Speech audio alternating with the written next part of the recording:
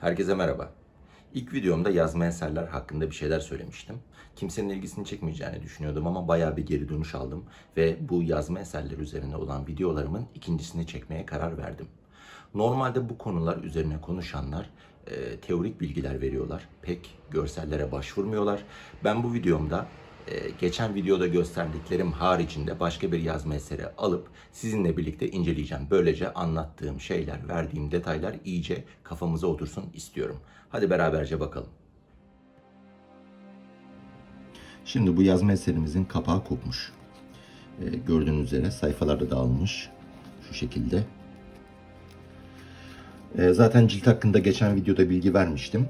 Bu kağıtlar, şu görmüş olduğunuz kağıtlar aharlı kağıtlar. Nedir ahar? Bu kağıdın yüzeyine parlaklık kazandıran bir karışıma ahar diyoruz. Bu eserleri rutubete, küfe karşı dayanıklı hale getiriyor. Kaleme akıcılık sağlıyor. Ayrıca kağıt aharı emmediği için yanlışlık yapıldığı zaman ıslak bir pamukla silinmesi veya bir süngerle silinmesi mümkün hale geliyor. Bazen bu olmadığı zaman veya acelesi olduğu zaman müstensihlerin, yani kitapları çoğaltanlar dillerinden tükürük alarak bunu düzeltiyorlar. Ve ellerini tekrar mürekkebe batırdıkları için o mürekkep tekrar dillerine gidiyor. Bundan dolayı mürekkep yalamış tabiri de buradan geliyor Türkçemizdeki. Yani kitaplarla meşgul olan, ilim erbabı olan kişiler için kullanılıyor. Ahar yapılırken nişasta, yumurta akı, un, gül yaprağı, pirinç gibi malzemeler kullanıldığı için bunlar kurtlara lezzetli gelen şeyler. Dolayısıyla bunları kemiriyorlar. Gördüğünüz üzere kurt yenikleri var bu eserin üzerinde de. Şöyle görebilirsiniz, delikler. Kitap kurdu da buradan gelir. Yani kitabı çok sevenler için kullanılan bir şeydir kitap kurdu. Başka ne diyebiliriz burada? Kitapları korumak için, şuraya bakalım mesela. Kitapları korumak için bu kurtlardan yağ kebi keç ya da yağ hafız yazarlar. Bu kebi keçin bir özelliği var. Kitap kurtlarının efendisi ya da kitabı haşerattan koruyan bir meleğin adı olduğu düşünülüyor. Bundan dolayı kitapların başına yağ kebi keç yazarlar. Şu kısmı yırtılmış. Yağ kebik kısmı kalmış. Belki de o yırtıldığı için kitabı kurtlara karşı koruyamamış bu ilgili melek. Kitabımızın üzerine birisi lügat kitabı yazmış. Tabii ki bu sonradan yazılma bir şeye benziyor lika hattıyla. Şurada gördüğünüz gibi fihristi var. Hangi harfin hangi sayfada başlayacağına dair. Şuraya beyitler yazılmış. Burası normalde vikaye yaprağı ama kapak koptuğu için kitabın kapağı gibi duruyor. Burada bir sürü şey bulunabilir kitaba dair veya kitapla ilgisiz. Şimdi çevirelim bakalım nasıl bir kitap bu. İlk sayfayı çevirdik. Bakalım. Şurada bir mühür var. Yaklaşalım mühre doğru. Mühür. Bakın mühürde ne yazıyor? El Abdü Hüda Muhammed yazıyor. El Abdü Hüda Muhammed. Tanrı'nın kulu. Türkçesiyle Mehmet diyebiliriz. Şurada bir mühür daha var. Bu biraz delinmiş bir mühür. Kitabın ismi yazıyor hemen altında. Neymiş kitabın ismi? Lugat-ı Nimetullah. Lugat-ı Nimetullah 16. yüzyıla kadar Anadolu'da yazılmış Farsça Türkçe sözlüklerin en kapsamlısı. Bayağı meşhur bir sözlüktür. Nimetullah Er-Rumi'nin yazdığı bir eserdir. Bu mühürler neden önemli? Yazma eser tavsifi yaparken. Kitabın kime ait olduğunu gösteriyor bunlar. Kütüphaneye de ait olabilir, kişiye de ait olabilir. Eğer bunlar kütüphaneye aitse demirbaş mührü deniyor bunlara. Bağış bir kitapsa, vakfedildiyse vakfedene ait bir mühür oluyor. Ona vakıf mührü deniyor. Kişiye ait mühürlere ise temellük mührü deniyor. Bu gördüğünüz üzere El Abdü Mehmet, görüldüğü üzere, anlaşıldığı üzere temellük mührü. Şimdi biz kitabı açtık. Şu şekilde başlıyor. Bunların her birisi bir yaprak. Yani Arapçasıyla varak adını veriyoruz. Yaprağın sağ yüzüne 1A, sol yüzüne 1B diye başlıyoruz. Yani yazma eserler 1B'den başlar. Sonraki yaprağa geldiğimiz zaman bu 1B oldu. O zaman bu ne olacak? 2A olacak. Bu kısımsa 2B olacak. O zaman bu nasıl devam edecek? 3A diye devam edecek. Yani yaprak Türkçesiyle ve Arapçasıyla varak kavramıyla sayfa kavramını karıştırmayalım. Şunların her birisi bir sayfa olur. Şu 1 olur sayfa olarak mesela. Şu 2 olur. Şu 3 olur, şu 4 olur. Ama yaprak demek şunu kasteder. Bundan dolayı bunları A ve B diye adlandırırız.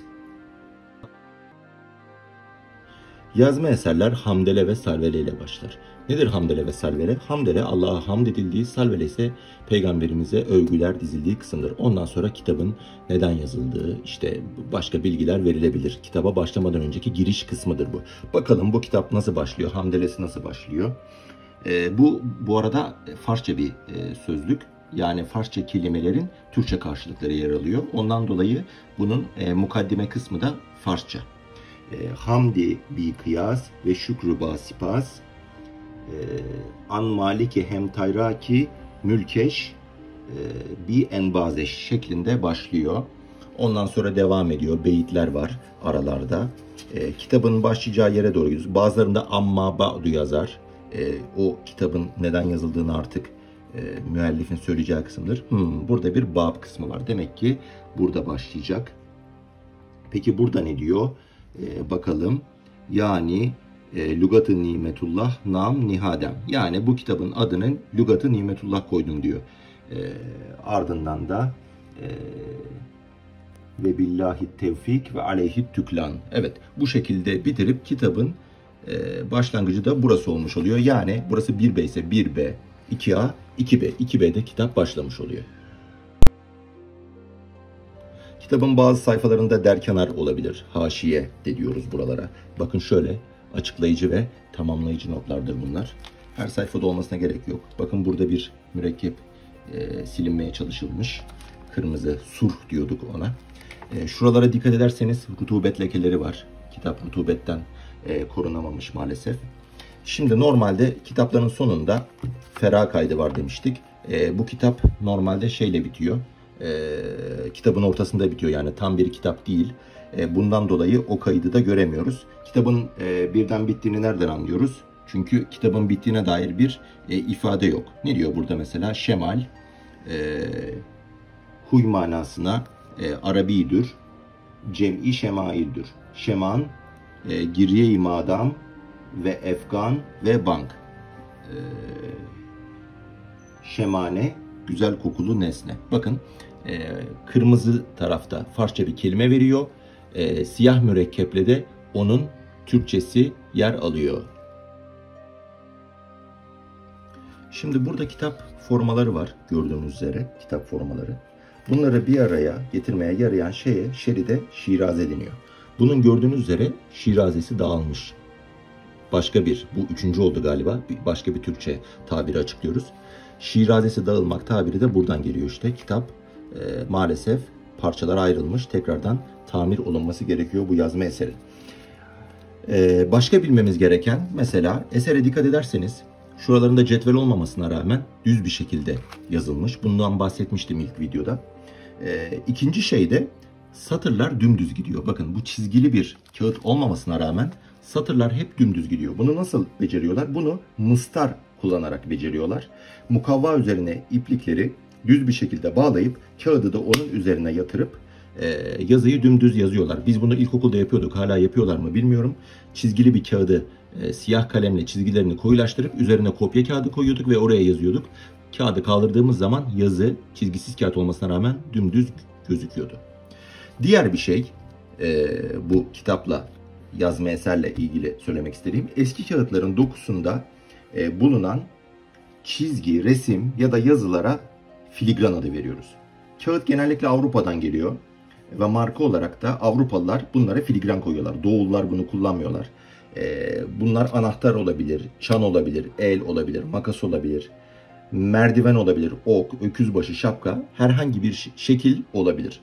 Bakalım bunda bir filigran var mı? Bunu anlamak için kağıdımızı ışığa doğru tutmamız gerekecek. Bakın kağıdı güneşe doğru tutuyorum şu anda. Gördüğünüz üzere şöyle bir tutma gibi bir yeri var. Sonra bir yuvarlak var. Yuvarlağın içinde de bir çizgi ve çizginin yanında da 2 tane üçgen var. Bakın filigran gördüğünüz gibi. Bu filigran çapa filigranı. Daire içi çapa filigranlarının çoğu İtalyan menşeli kağıtlarda oluyor. Tarih tespiti için bu önemli bir veri. Kağıtlar genelde 14. ve 15. yüzyıllarda özellikle Venedik'ten getirilen kağıtlar. Ayrıca kağıdın rengini de tespit etmemiz için güneşe tutmamız gerekiyor. Mesela bu gördüğünüz üzere sarı bir kağıt. Bunu da nüsha tavsif ederken not ediyoruz. Bakın böyle yatırdığım zaman filigran gözükmeyecektir. Videoyu beğendiyseniz beğeni tuşuna basmayı unutmayın ve ayrıntılandırmamı istediğiniz şeyler varsa yorum kısmına yazabilirsiniz ve en önemlisi de kanalıma abone olmanızı gönülden diliyorum.